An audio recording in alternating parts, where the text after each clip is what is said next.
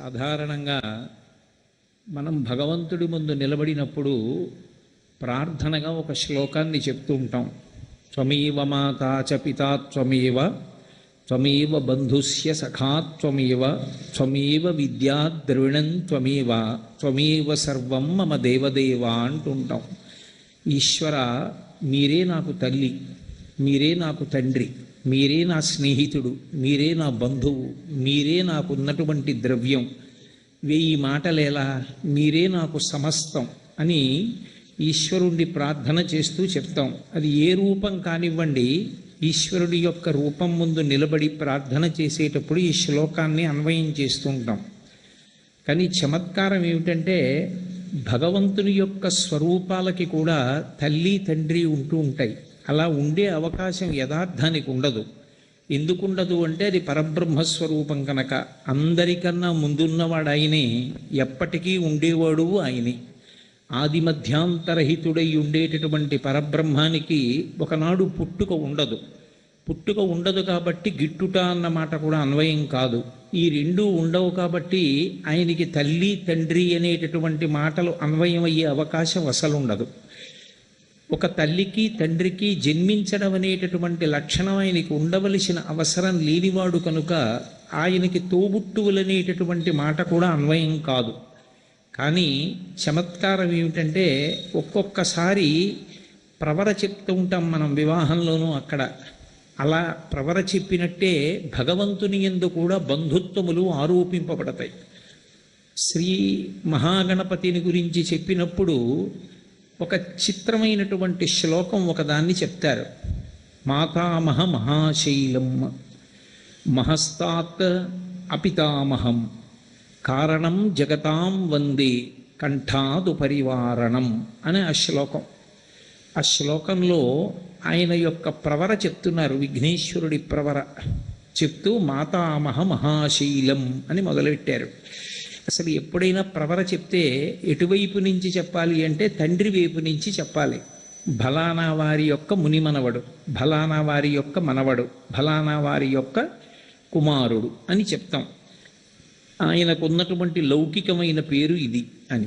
కానీ మహాగణపతి దగ్గరికి వచ్చేటప్పటికీ తాతగారు, ముత్తాతగారు, తండ్రి గారు ఇది చెప్పడానికి సమన్వయం కుదరదు. ఎందుకు కుదరలేదో తర్వాత చెప్పారు. మొట్టమొదట మాత్రం శ్లోకాన్ని చాలా చమత్కారంగా ప్రారంభం చేశారు. మాతామహ మహాశైలం అని మొదలుపెట్టారు. మాతామహుడు మహాశైలము. మాతామహుడు అన్న మాటకు అర్థం ఏమిటంటే తాతగారు. ఎటువైపు తాతగారు?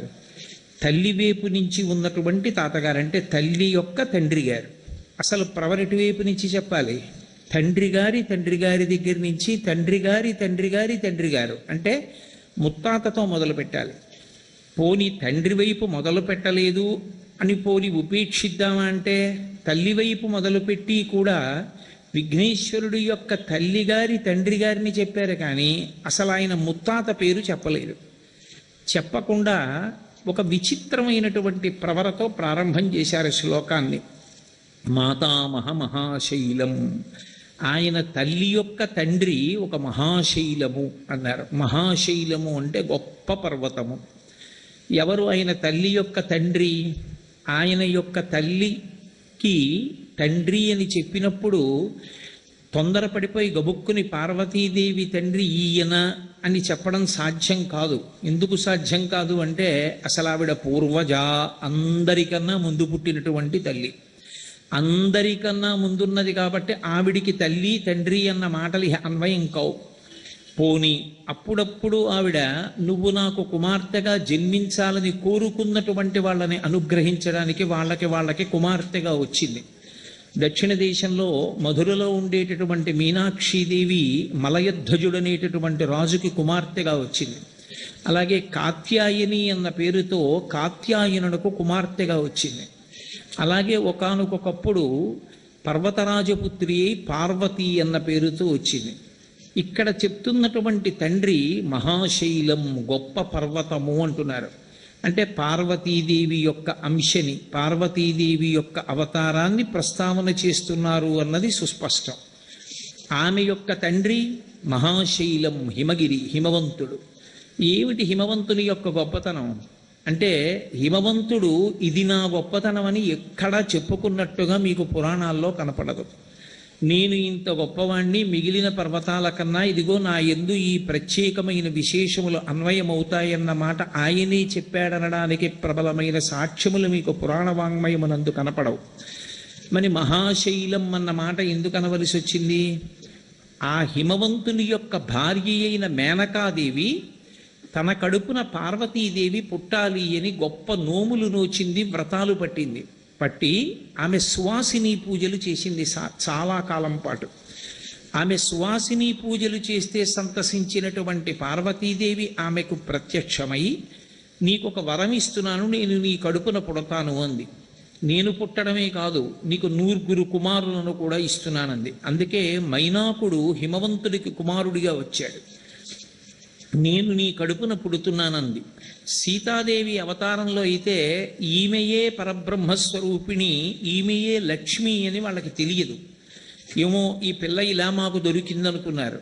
కానీ పార్వతీదేవి అవతారంలో అలా కాదు. ఆవిడ ముందే ప్రత్యక్షమై ఒక మాట చెప్పింది, నేను నీ కడుపున పుడుతున్నాను అని చెప్పింది. చెప్పి కుమార్తెగా వచ్చింది.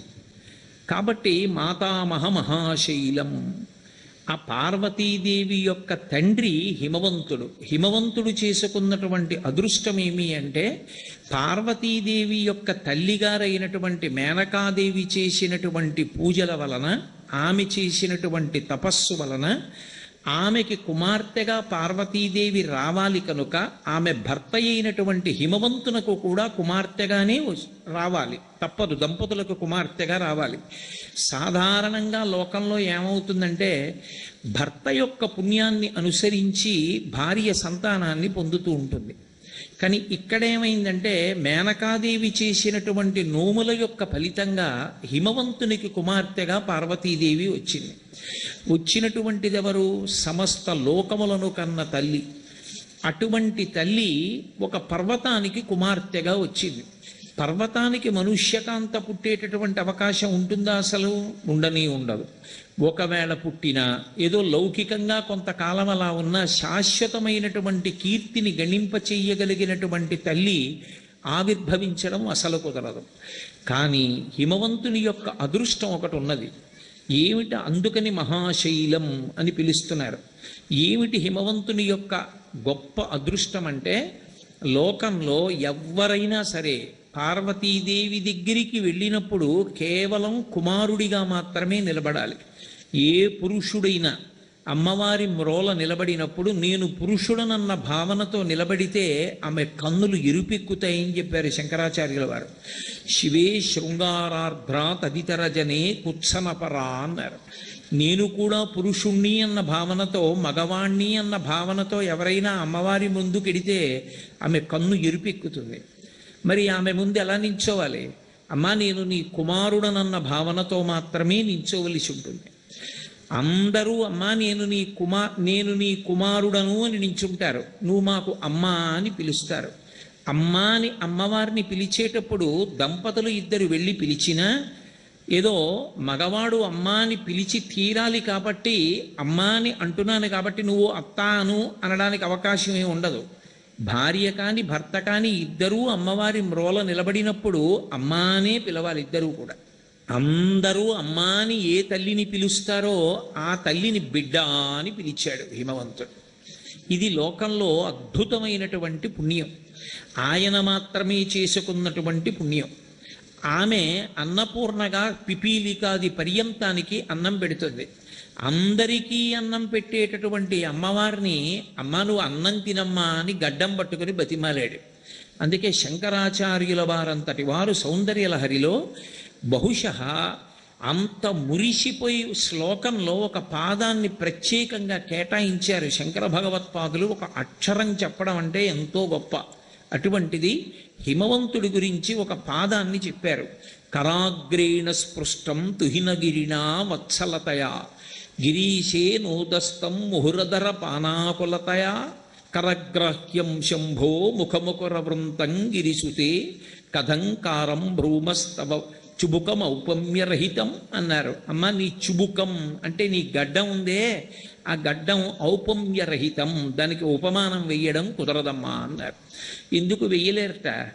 కరాగ్రేణ స్పృష్టం తుహినగిరినా వత్సలతయా, వాత్సల్యంతో ఈమె నా కూతురు అనేటటువంటి భావన చేత హిమవంతుడు వెళ్ళి పార్వతీదేవి యొక్క గడ్డాన్ని పట్టుకుని, అమ్మా పార్వతి అన్నం తినమ్మా, అమ్మ పార్వతి అలా పరుగులు ఎత్తకు కింద పడిపోతావు, అమ్మ పార్వతి అంతసేపు ఆటలాడుకు పడుకో అని ఆ గడ్డం పట్టుకుని బతిమాలాడు.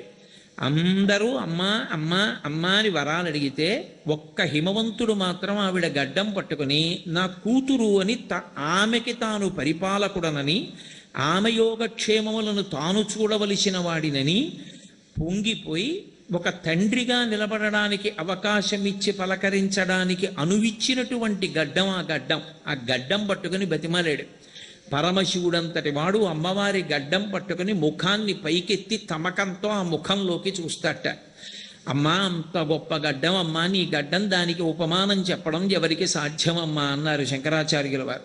అంటే హిమవంతుడు పొందిన అదృష్టమేమి, ఎందుకు మహాశైలమయ్యాడు అంటే అసలు లోకంలో అందరూ అమ్మ అని పిలిచినటువంటి పిల్లని అమ్మాయి అని పిలిచాడు. అసలు పోతన గారైతే వీరభద్ర విజయంలో ఒక మాట అనిపించారు హిమవంతుడి చేత.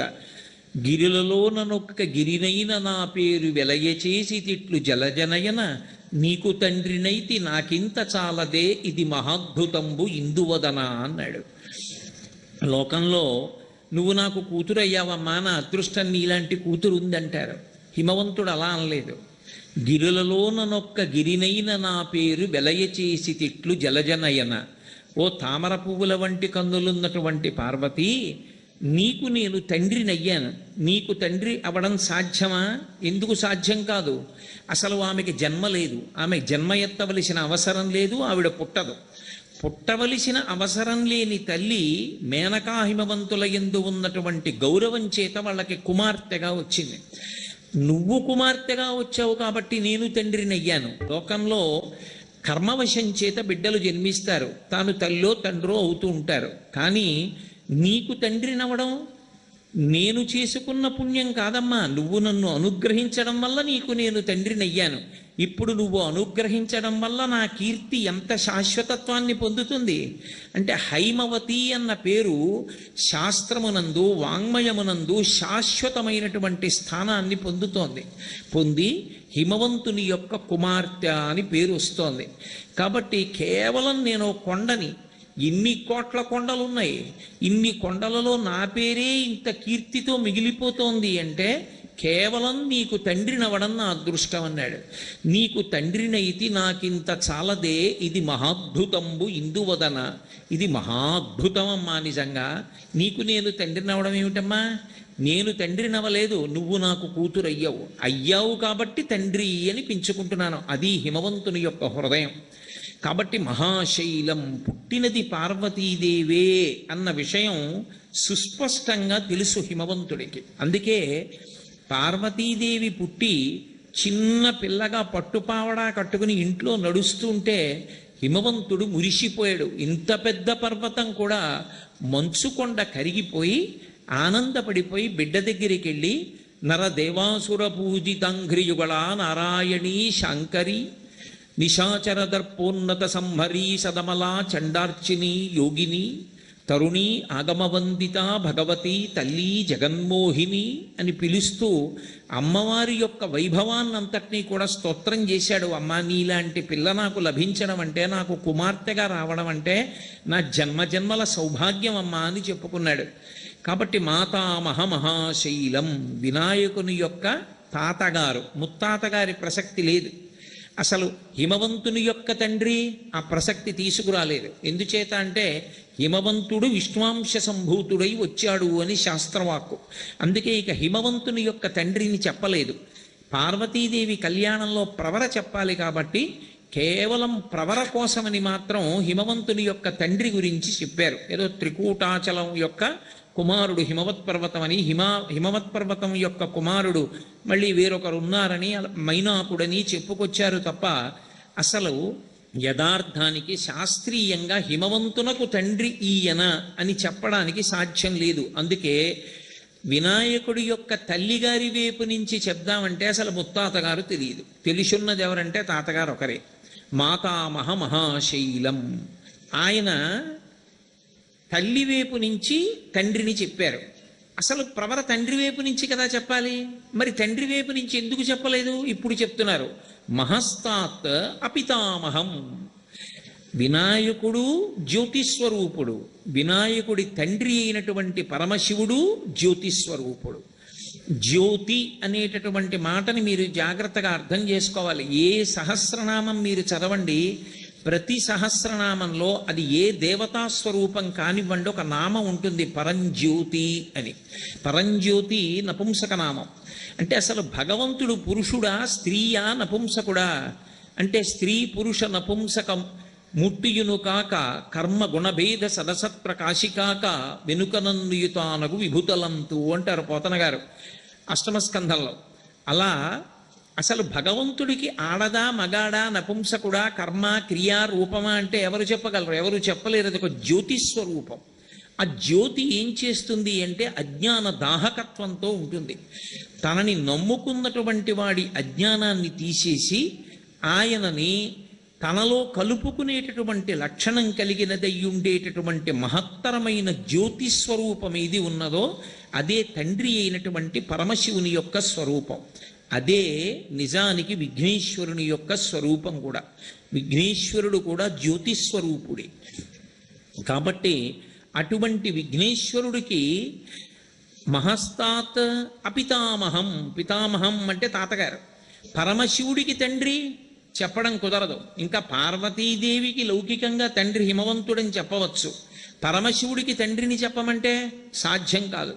తండ్రినే చెప్పలేనప్పుడు తాతగారిని అసలు చెప్పలేరు. కాబట్టి వినాయకుడి ముత్తాతని తాతని చెప్పడం అసలు సంభవం కాదు. మరి అంతవరకు బాగానే ఉందండి. మరి విఘ్నేశ్వరుడు తండ్రికి కొడుకుగా ఎలా వచ్చాడు పరబ్రహ్మమైతే? మరి ఆయనకి కూడా తండ్రి అన్న మాట అన్వయం కాదుగా. మరి అన్వయం కానప్పుడు విఘ్నేశ్వరుడు పరంబ్రహ్మమైతే జ్యేష్ఠరాజం బ్రహ్మణాం బ్రహ్మణస్వత ఆన శృణ్వన్నూతిభిస్సీద సాధనం అని చెప్తున్నాం కదా. ఆయన పరబ్రహ్మస్వరూపుడు. పరబ్రహ్మస్వరూపుడు అన్నవాడికి తండ్రి తల్లి అనేటటువంటి మాటలు ఉండవు. అనాది ఎప్పటి నుంచో ఉంటాడు. మరి ఎప్పటి నుంచో ఉంటే మనం చదువుకునేటటువంటి వినాయక వ్రతకథలో పార్వతీదేవి ఒంటికి రాసుకున్నటువంటి పసుపు నలుగు తీసి ముద్ద చేసిందని, ప్రాణప్రతిష్ఠ చేసిందని, పరమశివుడు వచ్చాడని, త్రిశూలంతో కంఠం తీసేశాడని, ఏనుగు తలకాయ పెట్టాడని, అందుకుని ఆయన ఏదో ఆ గజముఖంతో ఉన్నటువంటి వాడయ్యాడని ఇన్ని విశేషాలు ఉన్నాయి కదా.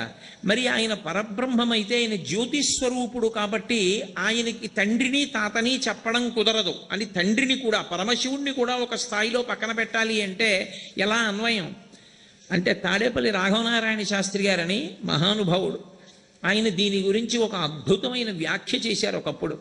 ఆయన ఇంట్లో తిరుగుతుంటే బాలాస్వరూపంలో అమ్మవారు తిరుగుతూ ఉండేది, ఆయనతో పాటే కూర్చునేది. ఆయన ఎంత ఉపాసన చేశారంటే ఆయన కూర్చుంటే ఒక కొయ్య కుర్చీలో చాలామందికి ఆడరూపంలో కనపడేవారు ఆయన. రాఘవనారాయణ శాస్త్రి గారి దర్శనం చేసుకుందామని వచ్చినటువంటి కొంతమంది స్త్రీలు రాఘవనారాయణ శాస్త్రి గారిని పలకరించి శాస్త్రి గారు ఎక్కడున్నారని అడిగేవారు. ఆయన నేనే శాస్త్రిని అనేవారు. అంటే అయ్యో పరాచికం ఆడకండి అమ్మా, శాస్త్రి గారు ఎక్కడున్నారు అని అడిగేవారు. ఆయన కంఠం కూడా స్త్రీ కంఠంగా వినపడేది. ఆయన బుద్ధి ఉందా లేదా నేనే శాస్త్రిని అని చెప్తే అని లేచి నిలబడేవారు. నిలబడితే అప్పుడు వాళ్ళకి గగుర్పాటు చెంది అవును ఈయనే శాస్త్రి గారు అని కనిపించేది. ఆయన స్త్రీ రూపంలో కనపడుతుండేవారు. ఆయన ఇంట ఎప్పుడూ బాలారూపంలో అమ్మవారు తిరుగుతూ ఉండేది. ఇప్పటికీ మీరు వెడితే చందోల్లో రాఘవనారాయణ శాస్త్రి గారు కూర్చున్న కుర్చీ, రాఘవనారాయణ శాస్త్రి గారు ఉపాసన చేసినటువంటి ప్రదేశం, వారి భార్య గారు పాయసం వండి గిన్నెలో తీసుకొచ్చి గది మధ్యలో పెడితే రాత్రి చిట్ట చివరి అతిథికి అన్నం పెట్టే వరకు అందులోంచి పాయసం వస్తూనే ఉండేది.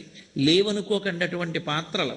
ఈ మధ్యనే నేను అటువంటి పాత్ర ఒకటి చూశాను. పాయస పాత్ర కాదు కానీ ఒక అద్భుతమైనటువంటి పాత్ర ఒకటి చూడడం జరిగింది. సభాముఖంగా వాటి వివరాలు చెప్పడం సాధ్యమయ్యే విషయం కాదు కాబట్టి నేను చెప్పట్లేదంతే.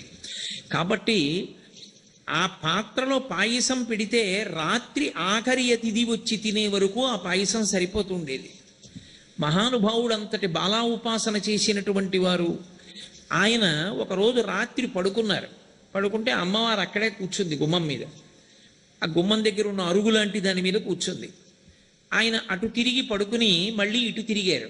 అమ్మవారు అలాగే చూస్తోంది. ఆయన ఎప్పుడైనా తొందరపడి తెల్లవారుజామున లేవకపోతే ఏ కారణం చేతనైనా అమ్మవారే లేపేది. శాస్త్రి తెల్లవారిపోతోంది నిద్ర లేయని. ఆయన అమ్మవారి వంక చూసి చటుక్కుని నవ్వారు.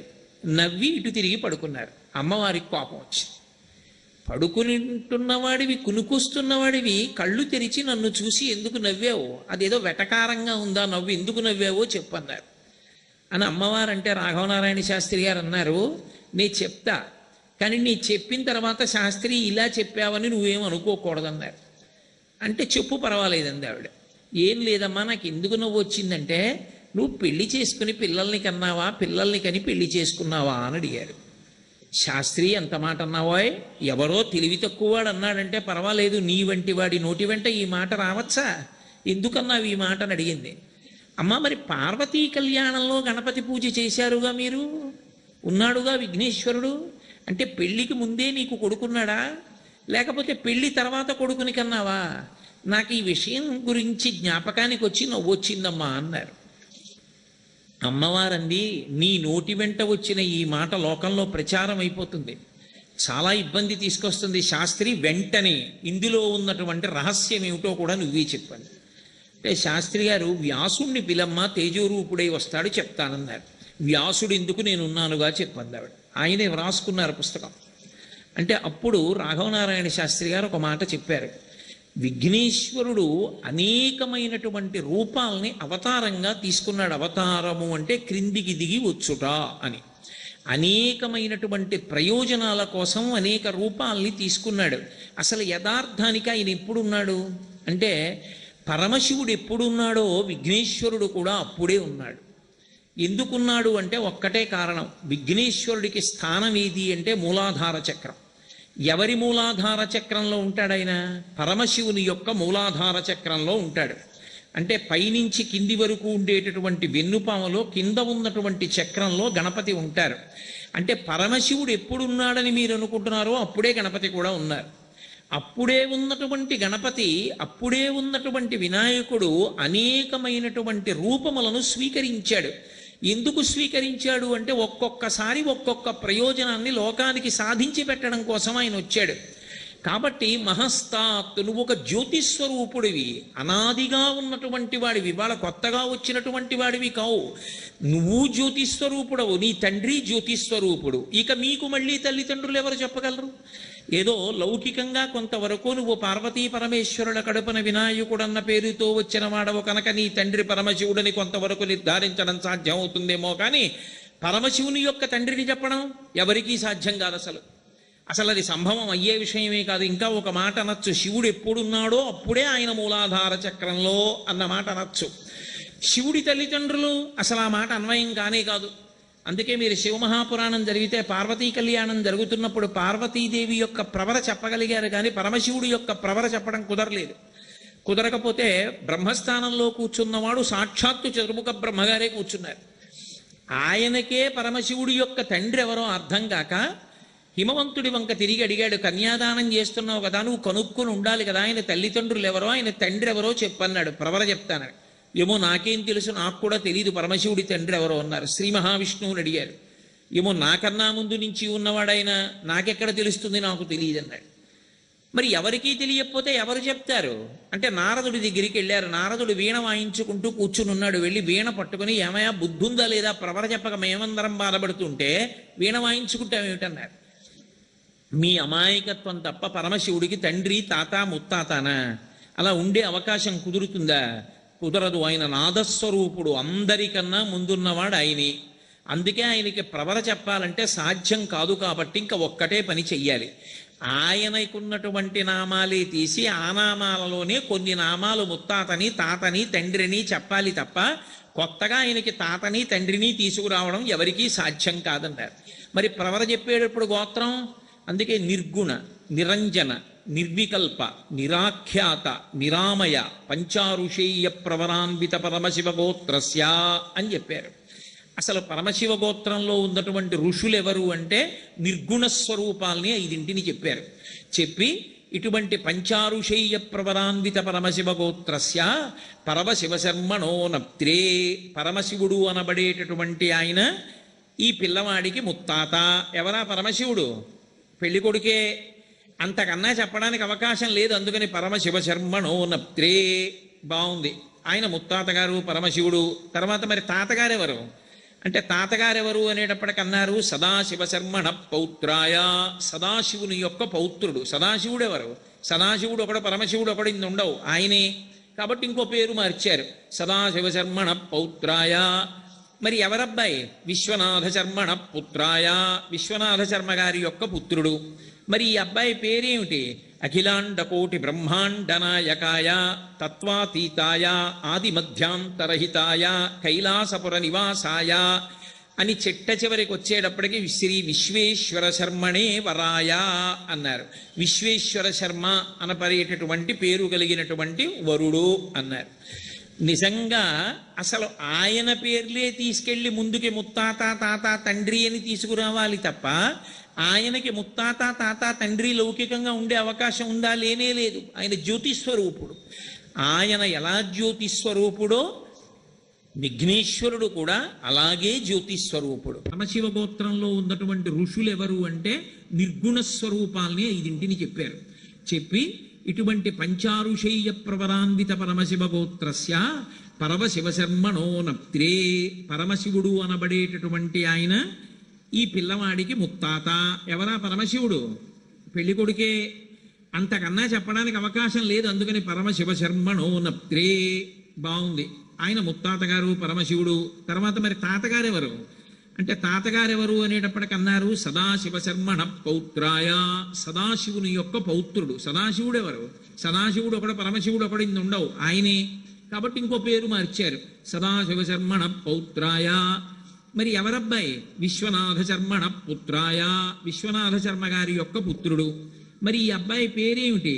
అఖిలాండకోటి బ్రహ్మాండనాయకాయ తత్వాతీతాయ ఆదిమధ్యాంతరహితాయ కైలాసపుర నివాసాయ అని చిట్ట చివరికి వచ్చేటప్పటికి శ్రీ విశ్వేశ్వర శర్మణే వరాయ అన్నారు.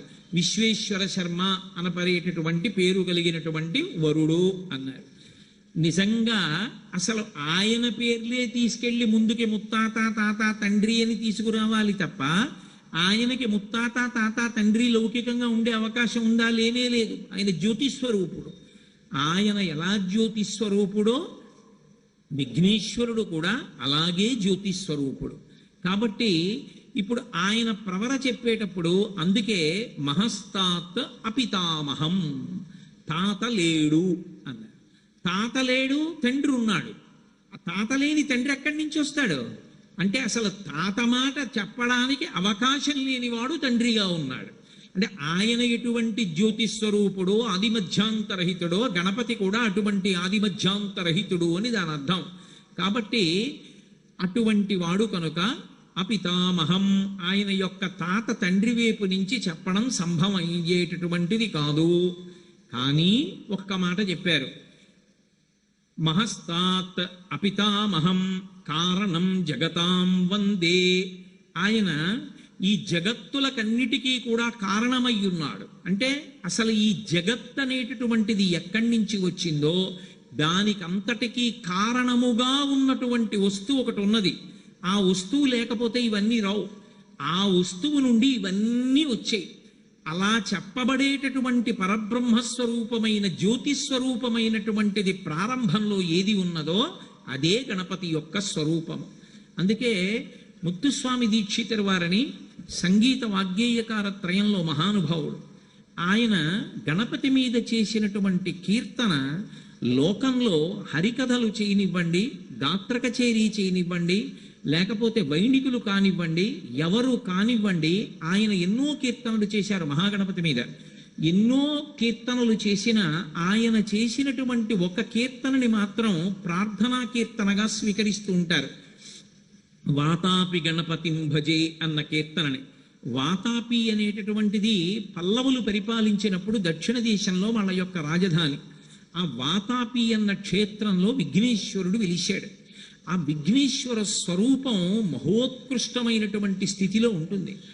ఆ గణపతి స్వరూపాన్ని యథాతథంగా ఎలా ఉంటుందో అలా తయారు చేయించి పరంజ్యోతి అని పేరు కలిగినటువంటి ఒక రాజు దక్షిణ దేశంలో, ద్రవిడ దేశంలో తమిళనాడు తీసుకెళ్లి తిరువారూరు అనబడేటటువంటి క్షేత్రంలో ప్రతిష్ఠ చేశాడు. త్యాగరాజస్వామి వారు అక్కడే అనేక కీర్తనలు చేశారు. సంగీతత్రయం అంతా అక్కడే వచ్చింది. అక్కడ పుట్టినటువంటి వాళ్ళకి జన్మరాహిత్యం. అంత గొప్ప క్షేత్రం. సంస్కృతంలో దాన్ని కమలాలయము అని పిలుస్తారు. జననా కమలాలయే అని. అక్కడ పుట్టిన వాళ్ళకి మళ్ళీ జన్మ లేదు అని. అక్కడికి తీసుకెళ్లి ఈ వాతాపిలో ఉండేటటువంటి విఘ్నేశ్వర స్వరూపాన్ని ప్రతిష్ఠ చేశాడు పరంజ్యోతి అన్న రాజు. ఆ గణపతికి వాతాపి నుంచి వచ్చినటువంటి గణపతి స్వరూపం గనక వాతాపి గణపతి అని పేరు. ముత్తుస్వామి దీక్షితర్ వారు తిరువారూరు వెళ్ళినప్పుడు ఆ గణపతిని చూసి ప్రార్థన చేశారు, వాతాపి గణపతిం భజే అని. ఇప్పుడు నేను సంగీత సభలో మాట్లాడటం లేదు కాబట్టి దాని యొక్క లోతులు స్పృశించను, కానీ అసలు వాతాపి గణపతిం భజే అనబడేటటువంటి ఒకే ఒక్క కీర్తనలో విఘ్నేశ్వర సంబంధమైనటువంటి బీజాక్షరములు, మంత్రరహస్యముల దగ్గర నుండి ఆయన తత్వానికి సంబంధించినటువంటి ఎన్నో విశేషాల్ని ముత్తుస్వామి దీక్షితర్ వారు అందులో నిక్షేపించి పాడారు. ఇవాళ దురదృష్టకరమైన విశేషం ఏమిటంటే ఆ కీర్తనలో ఉండేటటువంటి సాహిత్యం కూడా చాలా చోట్ల తప్పులే పాడుతూ ఉంటారు. అసలు వాతాపి గణపతిం భజేహం అని ఉంది దాని మూలంలో. వాతాపి గణపతిం భజే అని విడిచిపెట్టలేదు. వాతాపి గణపతిం భజేహం వరప్రదం అని. భూతాధి సంసేవిత చరణం భూతభౌతికా ప్రపంచభరణం వీతరాగిణం వినత యోగిణం విశ్వకారణం విఘ్నవారణం వాతాపి గణపతిం భజేహం అని చేశారు ముత్తుస్వామి దీక్షితర్ వారు. అహం అంటే నేను, భజే భజించుచున్నాను. ఎవరిని? వాతాపి గణపతిం, వాతాపి నుండి తేబడి ఇక్కడ ప్రతిష్ఠ చేయబడినటువంటి తిరువారూరులో ఉన్నటువంటి విఘ్నేశ్వరుణ్ణి భజిస్తున్నాను. ఆయన ఏం చేస్తాడు అంటే ఆయన యొక్క వైభవాన్ని మహామంత్ర శాస్త్రవేత్తలైన వాళ్ళు ఎలా చెప్తారో సంగీత విద్వాంసుల్లో అంత పటుత్వం కలిగి చెప్పారు మహానుభావులు. అందుకే ఆయన అన్నారు, భజేహం, ఆయన వరప్రదం, ఆయన వరములనిచ్చేటటువంటి వాడు. వరసిద్ధి వినాయక అని పిలుస్తూ ఉంటాం మనం. అందుకే మీరు చూడండి ఎక్కడా లేదు. ఇక్కడ ఒక్క గోకులంలో మాత్రం చాలా అద్భుతమైనటువంటి మూర్తిని వీళ్ళు ప్రతిష్ఠ చేశారు. సిద్ధి బుద్ధి సమేత విఘ్నేశ్వరుడు అని. కొన్ని చోట్ల సిద్ధి బుద్ధికి బదులుగా బుద్ధి వృద్ధి సమేత విఘ్నేశ్వరుడు అని కూడా కొన్ని చోట్ల వ్రాయబడి ఉంది. బుద్ధి అన్న మాటకు అర్థం ఏమిటంటే నిర్ణయాత్మకమైనటువంటి శక్తి, నిర్ణయం చెయ్యగలిగినటువంటి అంతర్లీనమైనటువంటి శక్తిని బుద్ధి అని పిలుస్తారు. ఈ బుద్ధి కేవలము మనుష్యుని యందు మాత్రమే ఉంటుంది. ఈ బుద్ధి ఇతర ప్రాణుల యందు ఉండదు. అందుకే దానికి బుద్ధి లేదా అది అలా చేస్తుందంటారు.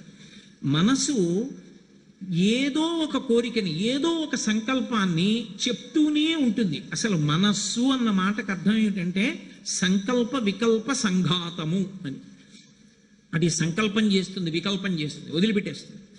అది ప్రశాంతంగా ఉండదు. అదొక కోతి లాంటిది. ఏదో ఒక ఆలోచన తీసుకొచ్చి పెడుతూ ఉంటుంది. పెట్టిన ప్రతి ఆలోచనని అమలు చెయ్యాలి అని ఉండదు. ఏ ఆలోచన అమలు చెయ్యాలి అన్నది నిర్ణయం ఎవరు చేస్తారు అంటే బుద్ధి చేస్తుంది.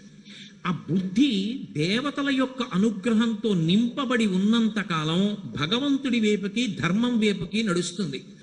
ఆ బుద్ధి దేవతల యొక్క అనుగ్రహంతో నింపబడనప్పుడు అది ఇంద్రియ లౌల్యం వైపుకి ప్రవహించి అధప్పతనమైపోయి కొన్ని కోట్ల జన్మలు మళ్ళీ తిరియక్కుగా వెన్నుపాము అడ్డంగా ఉండేటటువంటి ప్రాణిగా పుట్టవలసినటువంటి అగత్యాన్ని పొందేస్తాడు.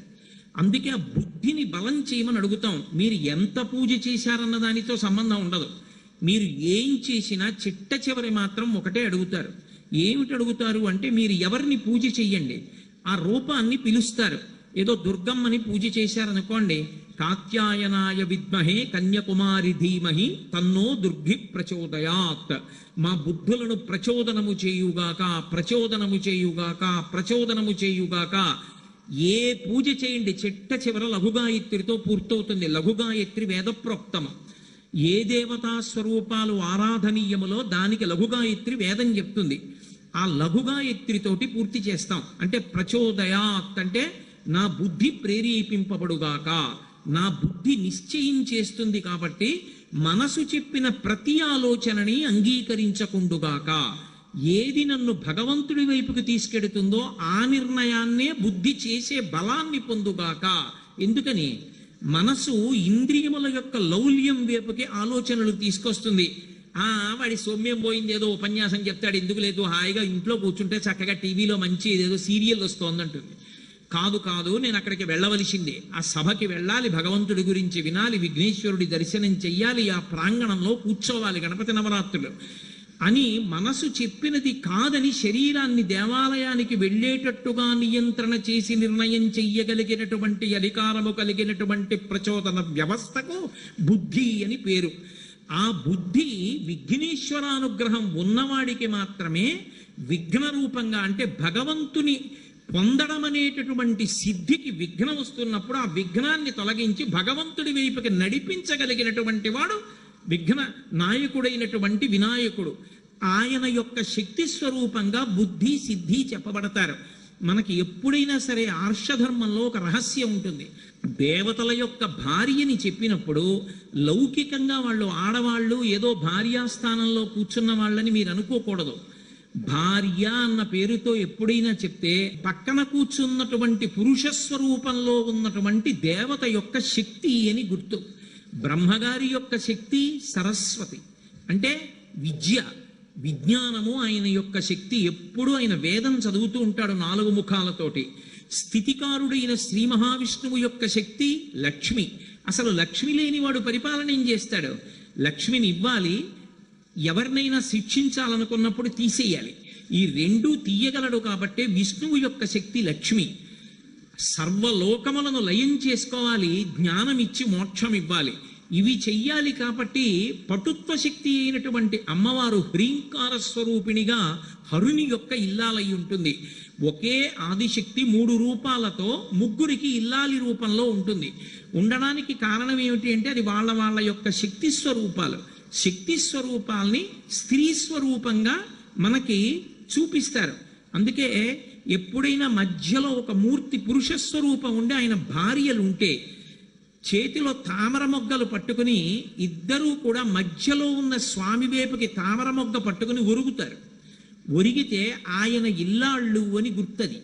సిద్ధి బుద్ధి ఇద్దరూ పక్కన కూర్చున్నట్లుగా పెట్టారు. నేను అందులో ఏం దోషం పట్టుకోవట్లేదు. అసలు ఇంత వైదికమైన మూర్తిని పెట్టారు, అదే 10,000. ఒక మూర్తిని ఉంచడము అంటే మన ఇష్టం వచ్చినట్టు పెట్టడానికి అర్హత మనకి లేదు. ఏదో కంప్యూటర్లో మిగిలిపోయిన వస్తువులు, అర్థం బద్ధం లేకుండా సముద్రపటుడును దొరికినటువంటి గవ్వలు, లేకపోతే ఏదో దొరికినటువంటి మోటార్ సైకిల్ స్పేర్ పార్ట్లు, ఇలాంటివన్నీ తీసుకొచ్చి నేను గణపతి విగ్రహం చేస్తాను అంటే అది లోకంలో అశాంతిని నింపుతుంది. అటువంటి పనులు చేయకూడదు. తెలిసి తెలియని పనులన్నీ చేసి చాలా గొప్పగా చేశాం అనుకోకూడదు.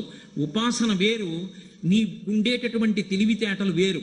భగవత్ స్వరూపాన్ని శాస్త్రాలు ఎలా చెప్పాయో ఏ పదార్థంతో చెయ్యాలో దాంతో మాత్రమే చెయ్యాలి తప్ప నీ ఇష్టం వచ్చిన పదార్థాలతో తీసుకొచ్చి భగవన్మూర్తులను ఏర్పాటు చెయ్యకూడదు. చాలా కాలం తర్వాత సిద్ధి బుద్ధి సమేత విఘ్నేశ్వర స్వరూపాన్ని ఇంత అందంగా ఇంత వైదికంగా ఇక్కడ ప్రతిష్ఠ చేశారు. ఆ సిద్ధి బుద్ధి ఇద్దరి యొక్క అనుగ్రహాన్ని మన యందు ప్రసరింప చెయ్యగలిగిన వాడెవరో ఆయన విఘ్నేశ్వరుడు. కాబట్టి అటువంటి విఘ్నేశ్వరుడు యొక్క తత్వమేమి అన్నది ముత్తుస్వామి దీక్షితరు వారు కీర్తనలో చెప్పారు. వాతాపి గణపతిం భజేహం, నేను ఆయనని కీర్తిస్తున్నాను. ఆయన ఏం చేస్తారు? వరప్రదం, ఆయన ఏ వరాలైనా ఇవ్వగలడు. ఆయన శక్తికి లోటు లేదు. ఇది ఇవ్వగలను ఇది ఇవ్వలేను అని అనేటటువంటి వాడు కాడు. ఆయన పూర్ణుడు, ఏదైనా ఇవ్వగలడు. అలా ఇవ్వగలిగినటువంటి వాడు కనుక వరప్రదం, భూతాధి సంసేవిత చరణం, భూత భౌతిక ప్రపంచ భరణం. ఆయన భూతాది సంసేవిత చరణం. ఎంత అద్భుతమైన మాట వేశారో పరబ్రహ్మతత్వంగా. భూతములు అన్న మాటకు అర్థం ఏమిటంటే పంచమహాభూతములు, పృథివీ ఆపస్ తేజో వాయు ఆకాశములు. ఇవే బయట బ్రహ్మాండంగా ఉంటాయి. ఆ 5 ఇక్కడ పిండాండంగా ఉంటాయి. ఆ 5 లేకపోతే బ్రహ్మాండం కాదు, ఆ 5 లేకపోతే పిండాండం కాదు. ఈ 5 కూడా ఎవరి నుండి వచ్చాయి అంటే విఘ్నేశ్వరుడి నుండి వచ్చాయి. కాబట్టి భూతాది సంసేవిత చరణం, ఆ 5 భూతములు కూడా ఆయన యొక్క పాదములకు నమస్కరించి పూజ చేస్తుంటాయి. భూతభౌతికా ప్రపంచభరణం. ఆయన ఈ 5 భూతములనే కలిపాడు. ఎక్కడెక్కడ ఎంతంత కలపాలో అంతంత కలిపి ఈ బ్రహ్మాండము నుండి పిండాండములనన్నిటినీ ఏర్పాటు చేశాడు. మీరు చూడండి, లోకంలో ఎన్ని ప్రాణులు ఉంటాయో ఒక్కొక్క ప్రాణిది ఒక్కొక్క లక్షణం. ఇన్ని భూతములను ఉత్పత్తి చేసిన వాడెవరు అంటే పరబ్రహ్మంగా విఘ్నేశ్వరుడే ఉత్పత్తి చేశాడు. అప్పుడు ఆయనే బ్రహ్మ, ఆయనే స్థితికారుడు, ఆయనే లయకారుడు. అందుకే ఆయన విఘ్ననాశకుడైనప్పటికీ కూడా ఆయనకి పేరు పెట్టినప్పుడు విష్ణువు పేరే పెట్టి పిలిచేశారు ఆ శ్లోకంలో. శుక్లాంబరధరం విష్ణుం శశివర్ణం చతుర్భుజం ప్రసన్నవదనం ధ్యాయేత్ సర్వ విఘ్నోపశాంతయేత్. స్థితికార లక్షణాన్ని చెప్తూ ఆయనే విష్ణువు సర్వవ్యాపకుడు, అంతటా నిండి ఉన్నవాడని చెప్పడం కోసమని విష్ణుం అన్న పేరుతో ఆయన్ని పిలిచారు. కాబట్టి భూతభౌతికా ప్రపంచభరణం, ఈ సమస్త భూతములతో కూడినటువంటి ఈ జగత్తంతా కూడా ఆయనకి ఒక ఆభరణము వంటిది. భూతభౌతికా ప్రపంచభరణం వీతరాగిణం. ఆయనకేమి రాగము ద్వేషము రెండూ లేవు. ఆయనకి ప్రత్యేకమైన ప్రేమ లేదు, ఆయనకి ప్రత్యేకమైన కోపము లేదు. అందుకే ఎప్పుడు ప్రసన్నవదనం, లోపల సంతోషంగా ఉంటాడు. కాబట్టే ఆయన ముఖం ఎప్పుడు ప్రసన్నంగా ఆనందంగా ఉంటుంది. అటువంటి వాడు కనుక భూతభౌతికా ప్రపంచభరణం వీతరాగిణం వినుత యోగినం. ఏ యోగులైనటువంటి వారు ఉంటారో అనేన యుజ్యతే ఇది యోగ అని పతంజలి యోగశాస్త్ర భాష్యం. అన్నిటినీ కలిపి ఒకటిగా మార్చుకుంటున్నటువంటి యోగి ఎవరున్నాడో ఆ యోగి వచ్చి నమస్కరించినప్పుడు ఆ యోగి యొక్క కోర్కెలను తీర్చడమే తన యొక్క లక్షణంగా పెట్టుకున్నవాడెవరో వాడిని నేను భజేహం, భజించుచున్నాను. కాబట్టి వీతరాగిణం వినుత యోగినం విశ్వకారణం, అక్కడ వేశారు ఈ మాట. ఆయన ఈ విశ్వమునకంతటికీ కూడా ఆయనే కారణమయ్యున్నాడు. ఆయన లేనినాడు విశ్వము లేనే లేదు. అసలు యథార్థంగా చెప్పాలి అంటే ఆయనే విశ్వముగా కనపడుతున్నాడు. విశ్వముగా కనపడకపోతే ఆయనే గజాననుడై ఉన్నాడు. అందుకే మీరు చూడండి, విశ్వం అనేటటువంటిది శ్రీ మహావిష్ణువు యొక్క అసలు యథార్థంగా అది ఒక్కటే నామం ఆయనకి. మిగిలిన 999 దానికి వ్యాఖ్యానాలు. విశ్వం ఒక్కటే. విశ్వముగా కనపడుతున్నదేదో అది విశ్వ కారణం. కానీ విశ్వకారణం కనపడకుండా విశ్వం కనపడుతుంటుంది. గాజులు కనపడుతున్నాయి, ఉంగరాలు కనపడుతున్నాయి, కేయూరాలు కనపడుతున్నాయి, మెడలో వేసుకున్న హారాలు కనపడుతున్నాయి, చెవులకు పెట్టుకున్నటువంటి కర్ణాభరణములు కనపడుతున్నాయి, పాదములకు పెట్టుకున్న మంజీరములు కనపడుతున్నాయి. బంగారం కనపడలేదంటే బంగారం లేకుండా ఆభరణాలు ఉండవు. ఆభరణాలు లేకపోయినా బంగారం మాత్రం ముద్ద చేసుకుని ఇంట్లో పెట్టుకోవచ్చు. ఆభరణాలుగా కనపడుతున్నా అసలు ఆభరణాలకి కారణమైనటువంటి బంగారము లేనినాడు ఆభరణములు ఎలా రావో అలా ఈ విశ్వము విశ్వనాథుడైనటువంటి విశ్వకర్త అయినటువంటి విష్ణువైనటువంటి గణపతి లేనినాడు లేనే లేదు. కాబట్టి విశ్వకారణం విఘ్నవారణం. విఘ్నవారణం అంటే విఘ్నములను వారించేటటువంటి వాడు. విఘ్నము అన్న మాటకు అర్థం ఏమిటంటే కార్యహంతి, ఆ పని జరగకుండా చేసేస్తుంది. ఎవరు చేస్తారు? మనం చేసుకున్నటువంటి పాపమే మనకు అడ్డొచ్చి కార్యహంతిగా మారుతుంది. అంటే నేను పుణ్యకార్యం చేద్దాం అనుకున్నాను అనుకోండి, శ్రేయాంసి బహువిఘ్నాని అంటారు. ఓ మంచి పని చేద్దామంటే అది చెయ్యడానికి కావలసినటువంటి పుణ్యం ఏది వాడికి? గతంలో ఏదైనా పుణ్యం చేసి ఉంటే ఇప్పుడు చెయ్యగలడా పని. ఆ పుణ్యం లేనివాడు అక్కడ కూర్చునేది చెయ్యడం సాధ్యమయ్యేటటువంటిది కాదు. కాబట్టి ఆ పాపం తరువుకొస్తూ ఉంటుంది. తరువుకొచ్చేది అడ్డంగా నిలబడుతుంది. అడ్డంగా నిలబడి ఆ కార్యం చెయ్యనివ్వదు. ఆ కార్యం చెయ్యనివ్వకుండా పరిగెత్తుకొచ్చి అడ్డు నిలబడి కార్యాన్ని పాడు చేస్తున్నటువంటి పాపాన్ని పోగొట్టగలిగినటువంటి శక్తి ఎవరి యందు ఉంటుంది అంటే విఘ్నేశ్వరుడి యందు ఉంటుంది. అది ఎలా ఉంటుంది అంటే గరిక ఉంటుంది. గరిక అంటే నిలబడినటువంటిది కాదు, నిలబడితే దర్భ భూమి మీద పాకుతుంది. అసలు నిజానికి ఒక వ్యక్తి యొక్క వంశవృక్షం అంతా ఎక్కడుంటుంది అంటే గరికలోనే ఉంది అని చెప్పింది వేదం. గరికని ఎందుకంత పూజిస్తారు అంటే, గరిక చూడండి ఇలా కొంచెం ముందుకెడుతుంది, దాని మొదలు వేళ్ళు దింపుకుంటుంది, ఇంకొంచెం ముందుకెడుతుంది, మళ్ళీ వేళ్ళు దింపుకుంటుంది, మళ్ళీ ముందుకెడుతుంది, మళ్ళీ వేళ్ళు దింపుకుంటుంది. మా తాతగారికి మా నాన్నగారు, మా నాన్నగారికి నేను, నాకు నా కొడుకు, నా కొడుక్కి మనవడు, నా మనవడు, నా మనవడికి నా ముని మనవడు, ఇలా వంశం వెళ్ళినట్టు ఒక్కొక్కడు మళ్ళీ తండ్రి స్థానంలోకి ఎడుతుండాలి, తాత స్థానంలోకి ఎడుతుండాలి, ముత్తాత స్థానంలోకి ఎడుతుండాలి. ఆ వేళ్ళు దింపుకుంటుంది. అందుకే ఇప్పటికీ పెద్దలు ఒక మాట చెప్తారు, పిల్లలు క్షేమంగా ఉండాలి అంటే ఓసారి తప్పకుండా ఇంట్లో గరిక ముట్టుకోమని చెప్తారు. నేల మీద పాకుతూ వేళ్ళు ప్రతి కొమ్మకి ఊంచుకునేటటువంటి గరిక ఏది ఉందో అది పరమ పవిత్రం. నేనేదో ఉత్తినే చెప్తున్నానని మీరు అనుకోకండి, కావాలంటే మీరు వేద వ్యాఖ్యానాలు చదవండి. బిడ్డలు లేనటువంటి వాళ్ళు ఆ గరికని కొన్ని ప్రత్యేకమైనటువంటి శ్లోకాలతో నీటిలో కలిపి తలమించి స్నానం చేస్తారు. స్నానం చేస్తే వాళ్ళకి సంతానం కలుగుతుంది. ఆ గరికకి ఒక లక్షణం ఉంటుంది, అది ఒక్కసారి చేతితో ముట్టుకుంటే చాలు, అది పాపాన్ని పోగొడుతుంది. పాపాన్ని పోగొట్టగలిగినటువంటి ఆ గరిక శక్తి విఘ్నేశ్వరుడి పాదాల మీద పడితే ఏ పాపం తరువుకొచ్చి మిమ్మల్ని కార్యం పూర్తిగా చెయ్యనివ్వకుండా విఘ్నమన్న పేరుతో వచ్చి కార్యహంతిగా మారుతోందో ఆ పాపాన్ని విరిచెయ్యగలిగినటువంటి శక్తి విఘ్నేశ్వరుడి పాదముల నుండి ఆ గరిక పోగులోకి ప్రవహిస్తుంది. దాన్ని తీసి తల మీద పెట్టుకున్నాం అనుకోండి, పెట్టుకున్నంత మాత్రం చేత పాపరాశి ధ్వంసం అవుతుంది. వెంట్రుకలున్న చోటే పాపములు పట్టి ఉంటాయి.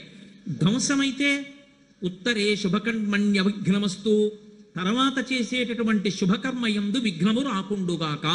విఘ్నేశ్వర ప్రసాదంగా గరిక పోగుని తీసి తల మీద పెట్టుకుంటే ప్రసాదంగా విఘ్నము పోయి మనం ఆ కార్యాన్ని చెయ్యగలుగుతాం. ఆయన పాదముల నుండి అటువంటి శక్తి స్రవిస్తూ ఉంటుంది. కాబట్టి విఘ్నవారణం అన్నారు ముత్తుస్వామి దీక్షితరు వారు. విఘ్నేశ్వర తత్వాన్ని ఎంత ఉపాసన చేశారో మహానుభావుడు. అందుకని విఘ్నవారణం ఆయన ఎటువంటి వాడు అంటే పురాకుంభ సంభవమునివరా ప్రపూజితం. పూర్వం కుంభ సంభవుడైనటువంటి వశిష్ఠుడు మొదలైనటువంటి మహర్షులు ఎవరున్నారో అటువంటి వారందరి చేత పూజింపబడినటువంటి పాదపద్మములు కలిగినటువంటి వాడు. పురాకుంభ సంభవమునివరా ప్రపూజితం త్రికోణ మధ్యగతం. త్రికోణ మధ్యగతం అంటే మూలాధార చక్రం, మూలాధార చక్రం యొక్క మధ్యలో ఉండేటటువంటి లక్షణం ఉన్నటువంటి వాడు. మురారి ప్రముఖాద్యుపాసితం. మురారి అంటే శ్రీ మహావిష్ణువు. శ్రీ మహావిష్ణువు వంటి పెద్దల చేత కూడా ఉపాసన చేయబడేటటువంటి స్వరూపం ఉన్నటువంటి వాడు. మూలాధార క్షేత్రాస్థితం. మూలాధార చక్రం అనేటటువంటి క్షేత్రమునందు వసించి ఉంటాడు విఘ్నేశ్వరుడు. అందుకని తిరువారూరు క్షేత్రంలో ఉన్నటువంటి వాతాపి గణపతి దగ్గరికి వెళ్ళి ముత్తుస్వామి దీక్షితరు వారు కూడా కీర్తన చేస్తూ విశ్వకారణం అని కీర్తన చేశారు. అంటే అసలు ఈ విశ్వమునకంతటికీ కూడా కారణమైనటువంటి వారు అదిగో ఆ విఘ్నేశ్వరుడు ఒక్కడే. దీన్ని నిరూపణం చెయ్యడం కోసమని ఈ శ్లోకం ప్రవర రూపంలో చెప్పేటప్పుడు విఘ్నేశ్వర వైభవాన్ని ఆవిష్కరించడానికి మాతామహ మహాశీలం సమంతాత్ అపితామహం, ఆయన సాక్షాత్ మహస్తాత్ అపితామహం. ఆయన తండ్రి వైపు నుంచి చెప్పినప్పుడు తాత లేనివాడు, కారణం జగతాం వందే. అటువంటి విఘ్నేశ్వరుడికి నేను నమస్కరించుచున్నాను. విఘ్నేశ్వరునిలో ఉండేటటువంటి లక్షణం ఏమిటి అంటే ఆయన చాలా త్వరగా వశుడైపోతాడు. ఆయనంత తొందరగా అనుగ్రహించేటటువంటి లక్షణం ఉన్నవాడు లోకంలో ఎవ్వరూ ఉండడు. ఎంత తొందరగా అనుగ్రహిస్తాడు అంటే మీరు ఎప్పుడైనా ఎక్కడైనా ఒక దేవతా స్వరూపానికి ఒక కొబ్బరికాయ కొట్టి నైవేద్యం పెట్టాలంటే దానికి కొన్ని నియమ నిబంధనలు ఉంటాయి. అలా నియమ నిబంధనలతోటే కొబ్బరికాయ నైవేద్యం పెడతారు, ఆ కొబ్బరికాయ కొట్టి నైవేద్యం పెట్టాలంటే. కానీ విఘ్నేశ్వరుడి విషయంలో చమత్కారం ఏమిటంటే అది రెండు చెక్కలు అవ్వకూడదు. తీసుకొచ్చి ఎదురుగుండా నిలబడి నేలకి ఢామ్ అని కొబ్బరికాయ కొట్టి ముక్కలైపోయి పిల్లలు వచ్చి ఏరుకు తీసుకెళ్ళిపోతే అది గణపతి పరమ సంతోషంగా నైవేద్యంగా స్వీకరిస్తాడు. అసలు సమంత్రక నైవేద్యం అక్కర్లేదు ఆయనకి.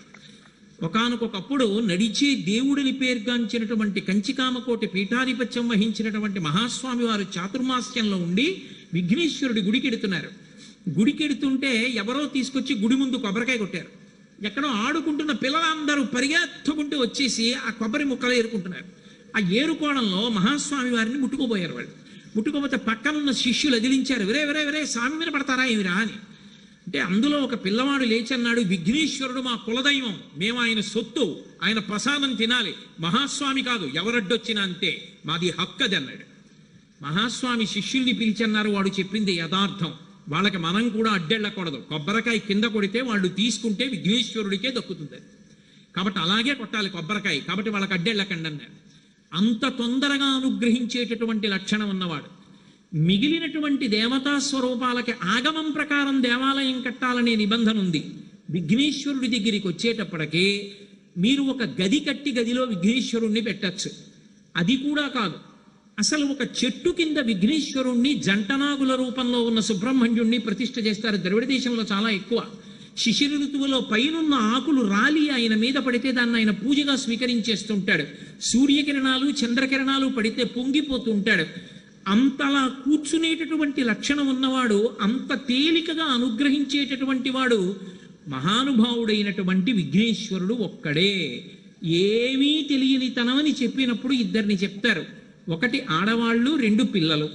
ఇంటి పట్టున ఉండి ఎన్నో కార్యాలు చేస్తారు కాబట్టి వాళ్ళకంత పెద్ద పరిజ్ఞానం ఉండవచ్చు, ఉండకపోవచ్చు, అమాయకత్వం కింద చెప్తారు. ఆడవారిని చిన్నపిల్లల్ని వీళ్ళిద్దరినీ అనుగ్రహించడంలో సిద్ధహస్తుడెవరు అంటే విఘ్నేశ్వరుడే. అందుకే ఇప్పటికీ ద్రవిడ దేశంలో అవ్వయార్ కథలని చెప్పుకుంటూ ఉంటారు. అవ్వయార్ని అనుగ్రహించినటువంటి స్వరూపం విఘ్నేశ్వరుడే. ఆవిడ విఘ్నేశ్వరుడికి పూజ చేసుకుంటుంటే చేరరాజు సుందరమూర్తి వచ్చారు. మా దగ్గర దివ్యమైన అశ్వాలు ఉన్నాయి, మేము ఆ గుర్రాలు ఎక్కి కైలాసానికి ఎడుతున్నాం, నువ్వు రా అవ్వా అని నెక్కించుకెడతా ఉన్నారు. నాకు కైలాసానికి వెళ్ళకపోయినా పర్వాలేదురా అబ్బాయి, నేను ఇక్కడ కూర్చుని విఘ్నేశ్వరుడు పూజ చేసుకుంటాను. వాళ్ళకి చిరాకు వచ్చి అన్నారు, అయితే మేము ఉండం, మేము వెళ్ళిపోతున్నాం, నీ కర్మ ఎప్పుడొస్తావో రా అని వెళ్ళిపోయారు. వాళ్ళు వెళ్ళిపోయిన తర్వాత ఆవిడ బయటికి వచ్చి చూసింది పూజ పూర్తి చేసి. ఇద్దరు వెళ్ళిపోయారమ్మా, లేరన్నారు. ఆవిడ మళ్ళీ విఘ్నేశ్వరుడి దగ్గరికి వెళ్ళి అడిగింది, వాళ్ళిద్దరూ నన్ను వదిలిపెట్టి వెళ్ళిపోయారు, మనస్ఫూర్తిగా నీకు పూజ చెయ్యాలని నేను కూర్చుండిపోయాను, నేను ఎలా వెళ్ళాలి కైలాసానికి అని అడిగింది. ఆవిడ పూజ చేస్తున్న మూర్తిలోంచి తొండం బయటికి వచ్చి ఆ అవ్వయార్ని ఇలా పట్టుకొని ఒక్కసారి తొండంతో ఇలా అన్నాడు. వెళ్ళి కైలాసంలో శివుడి ముందు కూర్చుంది. వెనక చేరరాజు సుందరమూర్తి వెళ్ళారు. వాళ్ళు తెల్లబోయారు అవ్వయార్ని చూసి. అవ్వయార్ని అంత అనుగ్రహించింది విఘ్నేశ్వర స్వరూపం. సరే, అసలు పిల్లలు అత్యంత ఇష్టపడేటటువంటి దేవతా స్వరూపాలు రెండే. ఒకటి విఘ్నేశ్వర స్వరూపం, ఒకటి హనుమ యొక్క స్వరూపం. ఈ రెండు స్వరూపాల్ని కూడా విశేషంగా ఇష్టపడతారు అందరూ కూడా. అంత గొప్ప లక్షణం ఉన్నటువంటి వాడు. అటువంటి అనుగ్రహించగలిగినటువంటి శక్తి కలిగిన విఘ్నేశ్వరుడు ఎవడున్నారో ఆయనకి నేను నమస్కరించుచున్నాను.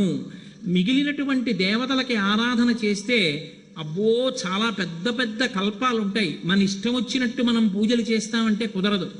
కానీ విఘ్నేశ్వరుడి విషయంలో అత్యంత తేలికైనటువంటి పూజ.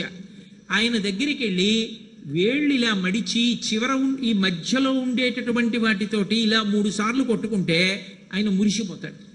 ఎందుకని అలా కొట్టుకోవడం అంటే మురిసిపోతాడంటారేమో. ఒకానొకప్పుడు అగస్త్య మహర్షి కొట్టుకున్నాడు ఆయన దగ్గర. అలా ద్రవిడ దేశానికి నీళ్లు లేవు, నీళ్లు లేకుండా ఎండిపోయి దాహార్తితో కేకలేస్తుండేది. మంత్రజలాల్ని కమండలంలో పెట్టుకుని అగస్త్య మహర్షి కూర్చున్నారు పర్వత శిఖరం మీద. కూర్చుని ఉంటే చూశాడు వినాయకుడు. వాళ్ళు పిళ్ళయార్ పిళ్ళయార్ అని పెద్ద కొడుకు గారు అని వాడవాడలా విఘ్నేశ్వరుడు గుడి కట్టి పూజిస్తారు. అయ్యో పాపం, వీళ్ళకి నీళ్లు లేవు, వీళ్ళని అనుగ్రహించాలి, అగస్త్యుని యొక్క మంత్రపూరితమైన కలశ ఒలికిపోతే నదిగా మారుతుందని వెంటనే వాళ్ళని రక్షించడం కోసమని చెప్పి ఓ చిన్న పిల్లాడి రూపంలో వెళ్ళి ఇలా కిందకి తోసేశాడు. కిందకి తోసేయగానే కమండలంలో ఉన్న నీళ్లు కావేరీ నది అయి ప్రవహించేవి. అగస్త్యుడి యొక్క కమండలంలో ఉన్న నీళ్లు కావేరీ నది ప్రవహించాయి. ప్రవహిస్తే ఎవడరా పిల్లాడు నా కమండలంలో ఉన్న నీళ్లు పడగొట్టేశాడని చెప్పి అగస్త్యుల వారు కొంచెం పొట్టిగా ఉంటారు. ఈ చిన్న పిల్లాడి వెంట పరిగెత్తారు.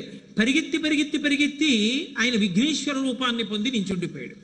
నించుండిపోతే అగస్త్యుడు చూసి, అయ్య బాబోయ్, మహానుభావుడు విఘ్నేశ్వరుడా, కావేరీని అనుగ్రహించడానికి నా మంత్రకమండలాన్ని పడగొట్టాడా అని క్షమార్పణ చెప్పడానికి వెంటనే ఇలా కొట్టుకున్నాడు 3 మాటలు.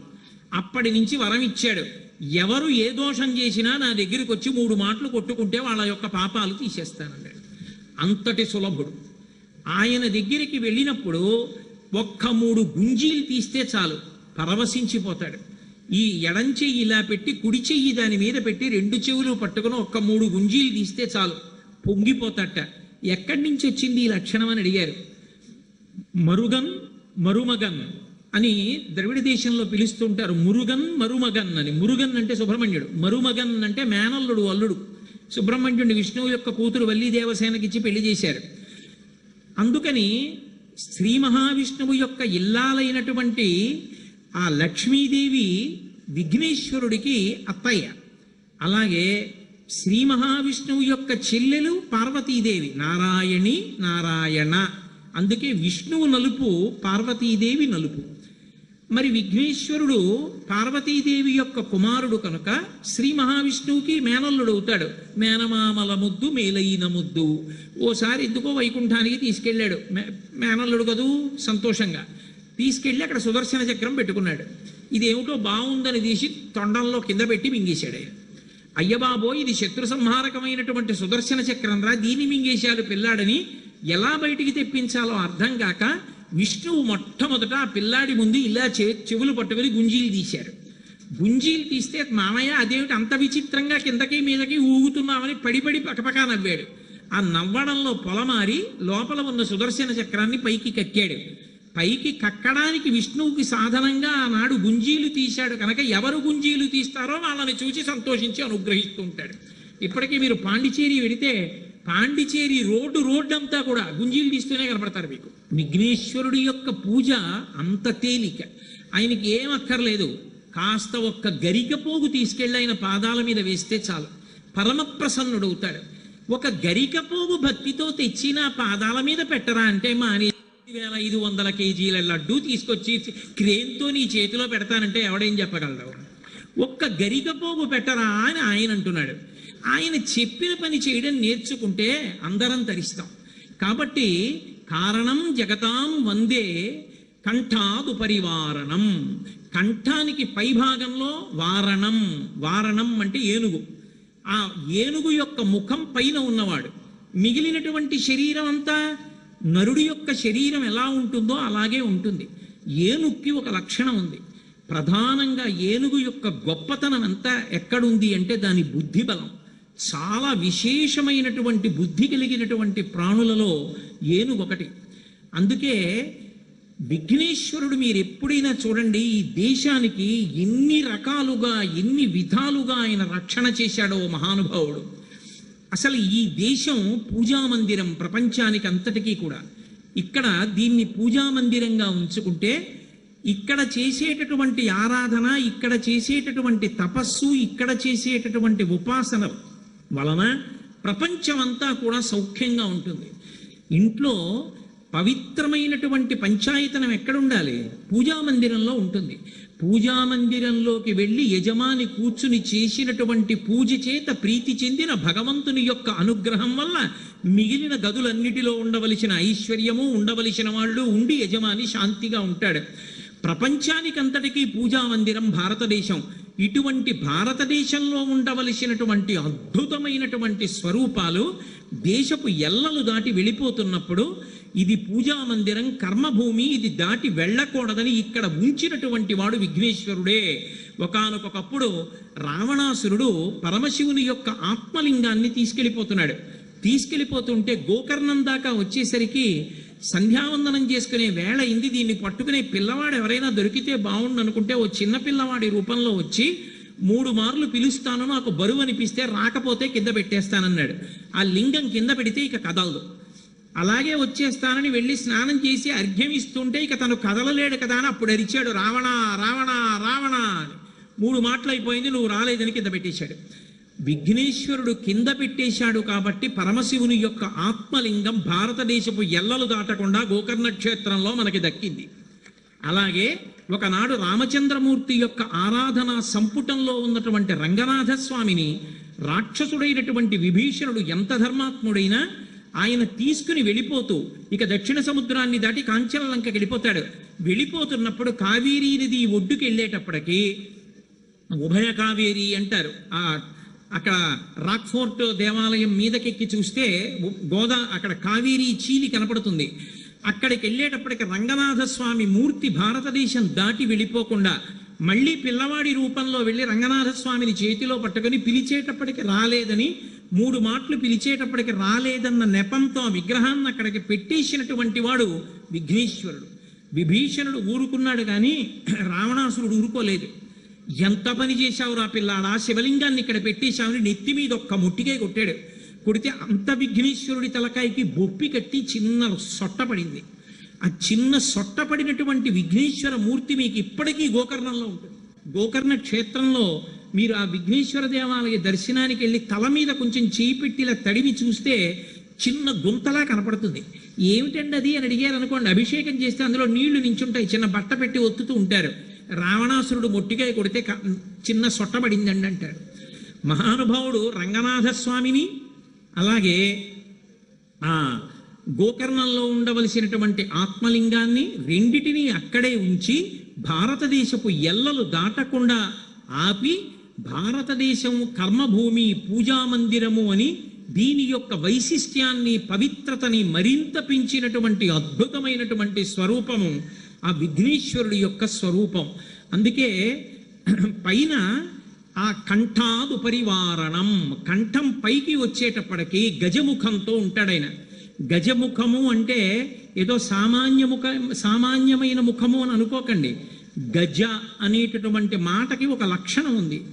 గ అంటే గతి, జ అంటే జన్మ. మనం ఏ మార్గంలో నడుస్తున్నామన్న దాన్ని బట్టే మనకి జన్మలు ఉంటాయి. ధార్మికమైన మార్గంలో నడిచిన వాడు ఎక్కువ జన్మలు ఎత్తవలసిన అవసరం లేకుండా పరమేశ్వరుని యందు కలిసిపోతాడు. ఎవరు సక్రమమైన మార్గంలో భగవద్భక్తితో ధార్మికమైన మార్గంలో నడవడో వాడు కొన్ని కోట్ల జన్మలు వెన్నుపాం అడ్డంగా ఉండేటటువంటి తిరియక్కుగా మళ్ళీ పుట్టవలసి ఉంటుంది. అటువంటి గతి తప్పుతున్న వాళ్ళందరినీ కూడా తాను తనకి నమస్కరించినంత మాత్రం చేత వినాయకుడై నడిపిస్తాడు. ఆ నడిపించే లక్షణం ఉన్నవాడు కాబట్టి గజ అంటే ఎవరు ఆయన యొక్క పాదములు పట్టుకుంటున్నారో వాళ్ళ యొక్క గతి జన్మరాహిత్యం వైపుకి తీసుకెడతాడు. వాళ్ళ జన్మకి సార్థక్యాన్ని కల్పిస్తాడు. అలా ఇవ్వగలిగినటువంటి విశిష్టమైన నాయకుడు వినాయక. అంటే విశిష్టమైన నాయక కాదు, వినాయక. తన మీద వేరొక నాయకుడు లేనివాడు, తానే సర్వోత్కృష్టమై చాలా గొప్పదైనటువంటి నాయకత్వ పదవిలో ఉన్నటువంటి వాడు. 2 కారణముల చేత వినాయక అనేటటువంటి పేరుతో పిలవబడుతూ మన యొక్క గతిని జన్మరాహిత్యం వైపుకు తీసుకెళ్ళగలిగినటువంటి వాడు కనుక గజముఖుడై ఉంటాడు. గజముఖుడైన వాడికి మూషికము కిందన వాహనంగా ఉంటుంది. అది ఏనుగు యొక్క ముఖానికి కింద ఎలుకకి సంబంధం. ఆ రెండిని కలిపి విచారణ చెయ్యాలి ఎప్పుడు. సంస్కృతంలో మూషికము అన్న మాటకు అర్థం ఏమిటంటే దొంగ బుద్ధి కలిగినది అని. అసలు దాని బుద్ధిలో ఇంకో ఆలోచన ఉండదు, ఎప్పుడూ దొంగతనమే. ఎలుక దేనికి ప్రసిద్ధి అంటే దొంగతనానికి ప్రసిద్ధి. దాని జీవితం మొత్తం మీద దానికి దొరతనం ఉండదు, ఎప్పుడూ దొంగతనమే. ఎక్కడ చేరిందో అక్కడే దొంగతనం చేస్తుంది. సాధారణంగా ఇళ్లల్లో ఉంటుంది, ఇళ్లల్లో ఉండి ఇంటి యజమానికి తెలియకుండా ఎత్తుకుపోతుంది.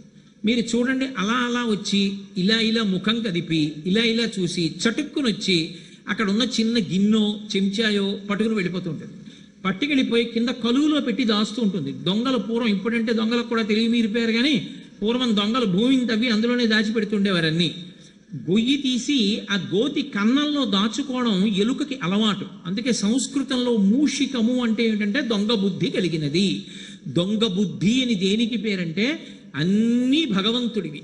అన్నీ భగవంతుడివైతే నావి అనడమే దొంగ బుద్ధి. ఈ శరీరానికి చర్మము, రక్తము, మాంసము, కొవ్వు, అస్థి, శుక్ల, మేధ అని 7 పదార్థాలు ఉన్నాయి. ఇందులో మహానుభావుడు ఎంత గొప్పగా కప్పాడో చర్మాన్ని. మీరు ఇంత చిన్న మూట కట్టాలి అంటే ఓ జేబురుమాల్లో కట్టచ్చు. అదే జేబురుమాల్లోకి చాలా పదార్థం వేసి బాగా లాగారనుకోండి, చిరిగిపోతుంది. నేను చంటితనంలో ఉన్నప్పుడు చర్మం ఇంతే. నేను పెద్దవాడిని అయిపోయి 6 అడుగుల ఎత్తు వచ్చేసిన తర్వాత కొత్తగా చర్మాన్ని నేను తీసుకొచ్చి ఎవరు అంటించలేదు. ఆ చర్మమే ఎంత పొడుగు పెరుగుతుంటే అంతవరకు సాగుతూ వస్తుంది. అలాగా అదే చర్మం నేను జరని పొందినప్పుడు వృద్ధాప్యం బాగా పొందేస్తే ముడతలు పడిపోయి కుంచుకుపోతుంది మళ్ళీ. ఇలా చెయ్యగలిగినటువంటి వాడు, ఇవన్నీ ఇచ్చినవాడు పరమేశ్వరుడు. ఓ పంట పండించినవాడు ఆయన, లోపల రక్తాన్ని తిప్పుతున్నవాడు ఆయన, గుండె కొట్టుకునేట్టు చేస్తున్నవాడు ఆయన, మూత్రపిండాలు పనిచేసేటట్టు చేస్తున్నవాడు ఆయన, అవయవాలన్నీ సమానంగా ఉండేటట్టుగా పెరిగేటట్టు చేస్తున్నవాడు ఆయన. అన్నీ ఆయన చేస్తే నేను నాది అంటాం. దొంగ బుద్ధి కాదు. ఇప్పుడు ఎలక ఎక్కడో లేదు, మనం ఎలక.